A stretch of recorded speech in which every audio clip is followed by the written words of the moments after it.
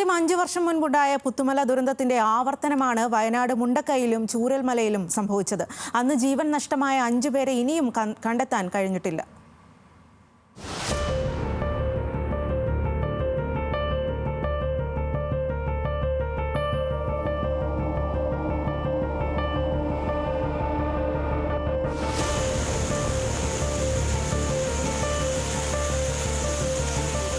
ൽ പുത്തുമല, ഇപ്പോൾ ചൂരൽമല.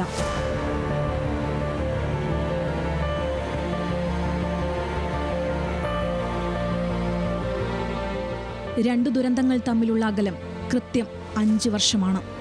ബാക്കിയെല്ലാം സമാനം. ഒരേ അലമുറ, ഒരു പരിഭ്രാന്തി, കൺമുന്നിൽ ഇല്ലാതായ വീടുകൾ.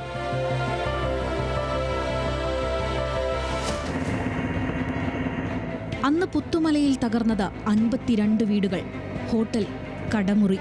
17 പേർ മരിച്ചു. 5 മൃതദേഹങ്ങൾ ഇന്നും കണ്ടെത്താൻ കഴിഞ്ഞില്ല.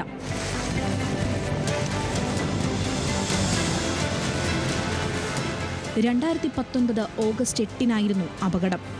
1500 മില്ലിമീറ്റർ മഴയാണ് ഓഗസ്റ്റ് 1 മുതൽ 8 വരെയുള്ള ദിവസം പുത്തുമലയിൽ പെയ്തത്. ദുരന്തം നടന്ന ഓഗസ്റ്റ് 8 മാത്രം 530 മില്ലിമീറ്റർ മഴയും.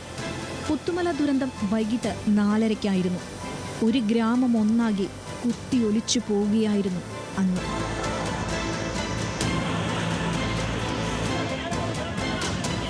പുത്തുമലയിൽ വീട് നഷ്ടപ്പെട്ട 58 കുടുംബങ്ങൾ വീണ്ടും ഒന്നിച്ചു പൂതക്കൊല്ലിയിൽ താമസമാക്കി.